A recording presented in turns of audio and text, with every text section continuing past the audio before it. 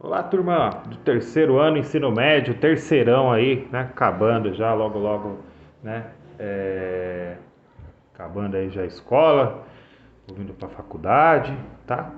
Isso aí, turma. Bom, sou o professor Éder, vocês, alguns já devem ter visto, né? Aquele meu primeiro vídeo de apresentação. Agora aí, os que já têm aula comigo já sabem, já tô até cansado de olhar para minha cara, né? Agora vocês aí que não têm aula comigo diariamente, né? Então é um prazer, mesmo que, né, no EAD, mas é muito bom estar podendo, né, ensiná-los, tá? E essa matéria aí que particularmente gosto bastante, tá? Bom, turma, a primeira coisa que vocês, né, então precisam só de informação, a nossa matéria é filosofia e sociologia, então são duas matérias, na verdade, que vocês acabam tendo separados aí na apostila, tá? Então as aulas também vão ser um pouquinho diversificadas, né? Semanas eu vou colocando sociologia, semanas eu vou colocando conteúdo de filosofia, mas o importante é que todo o conteúdo aí que nós vamos estudar está na apostila de vocês, tá? Então não é um conteúdo que vocês terão que ter, né, materiais separados, está tudo aí na apostila.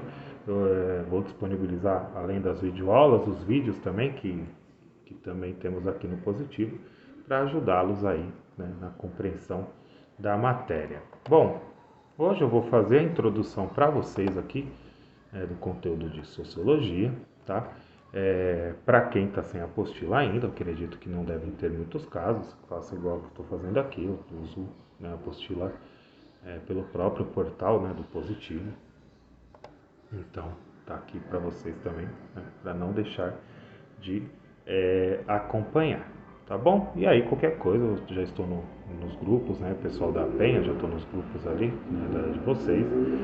Vocês podem me mandar mensagem também por lá, podem me mandar mensagem é, pelo próprio Positivo, fiquem à vontade aí, eu de acordo com o tempo que eu vou tendo, eu vou respondendo para vocês. Tudo bem? Então vamos começar hoje, tá? Aqui nosso conteúdo de sociologia, né? A gente começa lá na página 5, tá?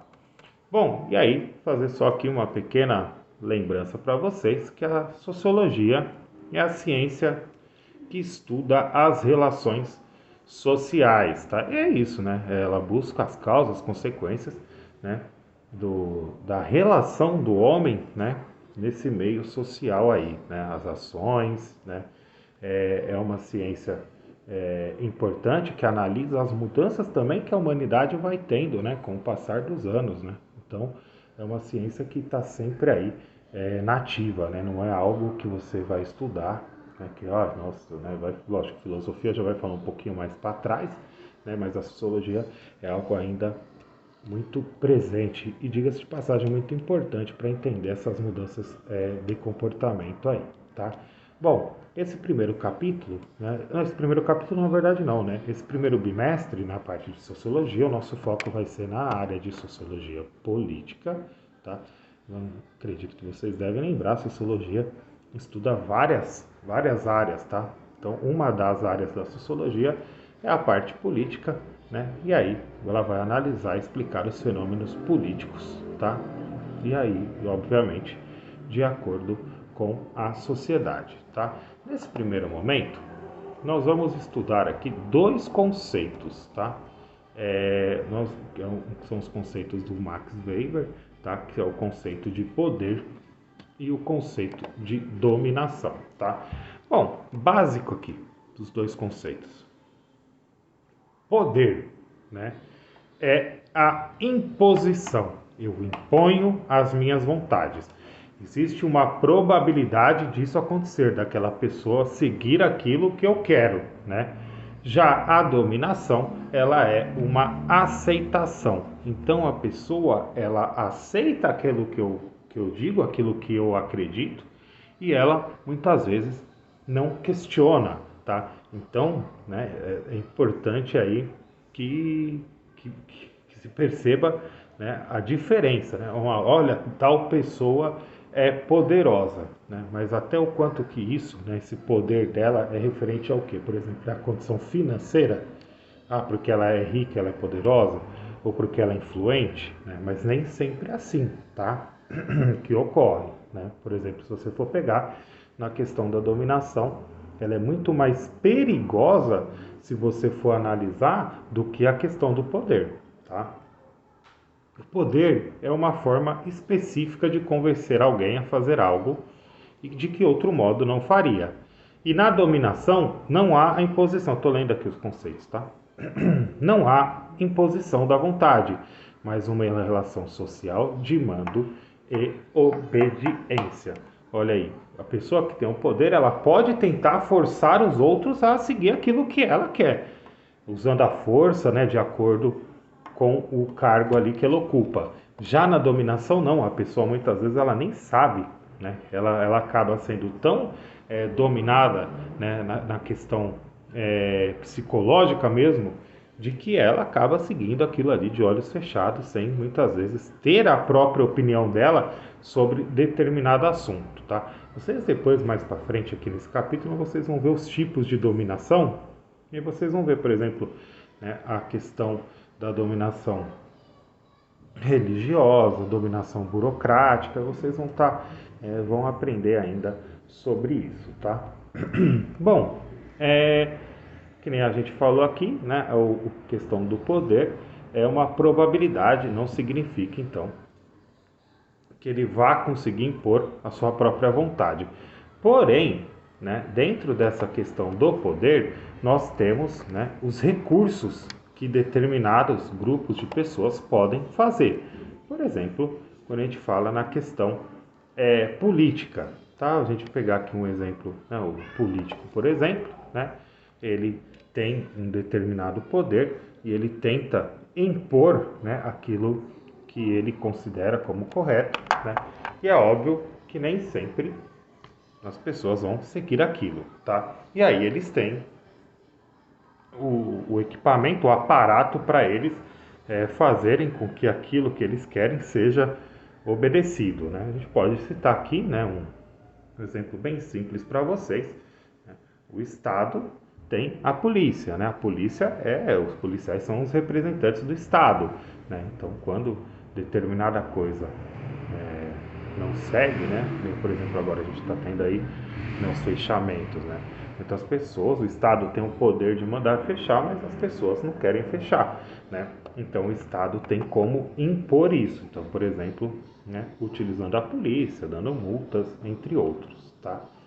Por exemplo, se você já na questão da dominação, ele não precisaria nem impor nada, né? A pessoa, do jeito que a pessoa fosse, né, falar, se expressar, as pessoas ali que são dominadas por ela já obedeceriam sem retrucar, entendendo que aquilo ali seria o correto, tá?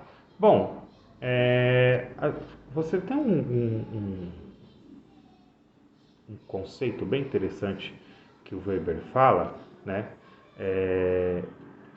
Ele fala aqui, ó, falácias de recursos, tá? Essas falácias de recurso, né? Então elas funcionam da seguinte maneira, ó. É a confusão entre a quantidade de recursos que um agente controla e a quantidade de poder que ele exerce, tá?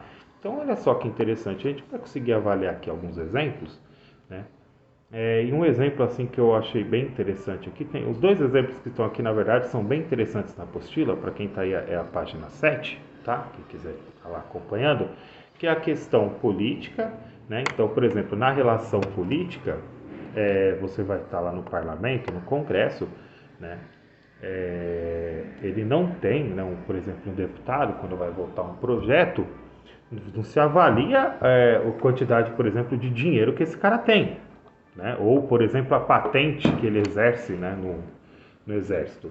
Um deputado, não, vamos pegar assim, um deputado federal, tem o direito a um voto, lógico, a gente sabe que tem, né, as artimanhas, né, de convencimento, né, para ajudar, mas aí no caso aqui a gente trataria isso num outro sentido, né? E aí então cada um deles, né, teria que ter o mesmo peso de voto, né, a mesma quantidade. Então aqui é mais a questão aqui talvez do convencimento, né, porque até aquele momento o dinheiro do cara não vai fazer diferença na hora da votação, tá? E o outro exemplo aqui é interessante, aqui, ó, é um militar, né, de alta patente, aqui ele coloca coronel, por exemplo, né, sempre trabalhou no exército, e aí depois, aí, por exemplo, o Éder aqui, coronel do exército, pô, mas eu não ia fazer nunca o que esse cara colocou aqui no exemplo. Vamos ao exemplo. Coronel aposentado, pô, tô cansado de ficar em casa, isso é um saco, pô, fazer outra coisa. E aí ele começa a dar aula aí, né? Num curso, numa universidade, numa escola, que seja, se fosse eu, por exemplo, na escola. E aí, beleza. Bom, até onde que essa minha patente do exército, né, de aposentado do exército, que seja lá o coronel, ela vai fazer com que eu tenha, né, o poder dentro do estabelecimento escolar? Nenhum, cara. Por quê? Não sou, tá, gente? Mas é um exemplo. Eu sou um militar dentro do quartel. Dentro da escola, eu sou professor. Eu sou uma autoridade, sim, dentro da sala de aula, mas uma autoridade que faz o que quer, segue um padrão até ético, tá? Então, e eu tenho meus superiores, a minha coordenadora, a minha diretora, os assistentes, tá? Elas estão ali para isso. Então não vou fazer o que eu quero porque eu sou coronel do exército. Lá na rua, né, no quartel, eu sou coronel do exército. Dentro da escola, não.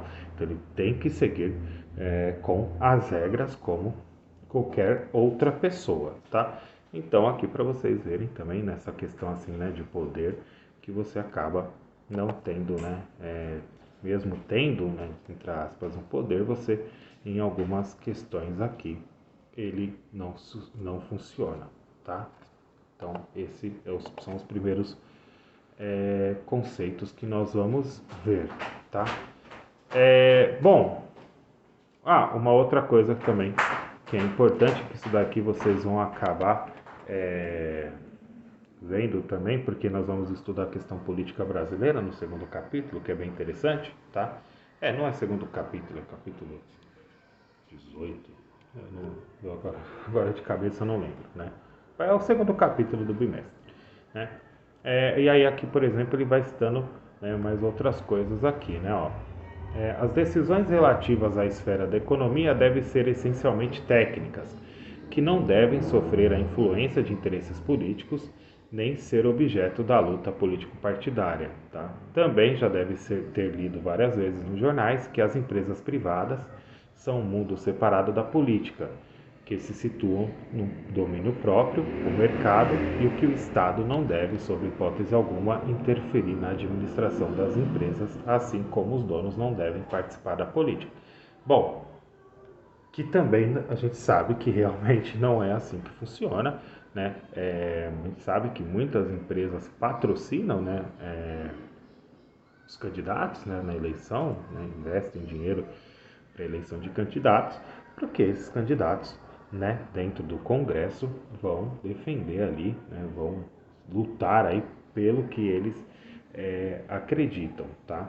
E a questão do Estado interferir nessas empresas, né, o Estado não interfere realmente na administração, o que você tem é a legislação que aquelas empresas devem seguir. Então você tem, né, a questão econômica dos impostos, você tem a questão do trabalhador, né, que são as leis trabalhistas, que são coisas que essas empresas sim, elas devem seguir. Você não tem um Estado interferindo ali, mas automaticamente para que a sociedade, né, como um todo funcione, você necessita, né, que existam essas leis para evitar as explorações, entre outros, tá? Na lógica, né, no senso comum aqui, a gente tinha que separar, né, sistema econômico do sistema político, mas que eu acabei de falar para vocês, não é o que ocorre, tá? Bom, nesse primeiro momento é assim, né, que esses conceitos que nós vamos utilizar, né, bastante, tá? Aqui, ó, ele vai falar, né, seguindo nesse daqui, ó. É importante perceber que os donos das empresas não estão atuando no Congresso Nacional por meio de um representante eleito, às vezes estão, que teve sua campanha política financiadas por eles com a função de reverter, anular ou bloquear as decisões do presidente que contrariam os interesses desses empresários, tá? Trata-se apenas de suspender os investimentos numa situação que se afigura economicamente desvantajosa. No entanto, essa simples reação econômica, dada a importância dos recursos sociais e econômicos estratégicos que esses empresários controlam, produziriam efeitos políticos devastadores. Bom, apesar de ele estar falando dessa maneira aqui, né, nessa forma de pensamento, não é realmente, a gente sabe realmente, não é o que acontece, né? Hoje, por exemplo, quando a gente vai falar, lógico, se você for fazer um comparativo dos países, tudo bem. Mas aqui vocês sabem, né? O nosso Congresso, ele sempre deixou muito claro, né, as divisões. Então nós temos a bancada da bala, nós temos a bancada ruralista, nós temos as subdivisões lá dentro com os interesses. Nós temos, né, a bancada mais liberal, tem a bancada mais de esquerda, então a gente tem essas divisões lá dentro, que é algo comum também, até para que a democracia possa, né, acontecer de uma maneira interessante. Mas assim, né, aqui é quase que uma utopia, assim, se achar, né, que determinados empresários que investem no político não esperam, né, nada de volta, obviamente que esperam, né? E a gente sabe. Só que, como eu falei, essa parte, esses dados de corrupção, essas coisas, são estudos que nós teríamos que fazer à parte, né? Acabam não entrando aqui, porque não deveriam existir, essa é a verdade, né? Isso aí não deveria existir, mas infelizmente existem, porque o ser humano também, né, é um ser muito corrupto, tá? Infelizmente, tá? Eu vou deixar a sugestão da atividade aqui, que ela é muito interessante. Eu sempre costumava pedindo em prova para os alunos, na parte de sociologia, página 9, tá? Então aqui na página 9, o que vocês vão fazer aqui, tá? Ó, tem aqui a atitude sociológica, então eu vou ler aqui e explicar rapidinho. Suponha que nas eleições presidenciais, os brasileiros resolvam votar em um candidato que defenda uma elevação substancial do salário mínimo, multiplicando, por exemplo, o valor atual dele em 4 ou 5 vezes. Diga-se de passagem, gente, segundo o último levantamento, na verdade era isso, o salário mínimo tinha que estar aproximado aí dos 4 mil e poucos reais, quase 5 mil reais. Na verdade, isso aqui deveria acontecer mesmo, tá? Mas vamos seguir. Presuma ainda que esse candidato, uma vez eleito presidente, resolva cumprir essa promessa e consiga aprovar uma lei no Congresso Nacional com esse conteúdo. Então ele conseguiu ter a maioria para aprovar esse projeto, tá? Quais seriam as possíveis consequências dessa ação presidencial? Então vai ser muito importante aqui, vocês vão ter que acompanhar, até mesmo fazer algumas pesquisas, né? Porque assim, pô, seria bom pra caramba, né? Poxa, pensou salário mínimo 5 pau? Nossa senhora, 5 mil de salário mínimo estaria bom pra caramba. Então essa vai ser a função de vocês. Quais seriam as consequências caso, né, essa lei fosse aprovada, tá? Vocês vão perceber aí que vão ter grandes consequências. Depois eu vou liberar um espaço para que vocês possam estar anexando essas atividades, tá? Na própria página 9, vou pedir para vocês aqui, vai ser basicamente aqui para ver se vocês assistiram a aula, né, que eu vou colocar lá também, organize as ideias, tá? E na página 10, vocês vão fazer também a questão aqui, né, da atividade, da atitude sociológica, tá? Tudo isso eu vou colocar bem lá certinho para vocês, tá? A atitude sociológica, na verdade, é uma questão que você só vai colocar qual que é o conceito de poder e qual que é o conceito de dominação. Nada mais que isso, tá? Só isso que vocês precisam fazer, tá? E na própria página 10, e aqui você teria que fazer, mas esse da atitude sociológica da página 10 aqui, a gente faz aqui agora com vocês, tá? Sem problema, tá? Aqui ele vai pegar 3 pessoas, então o jogador, né, o Neymar, o Silvio Santos e o Peter Hicks, né?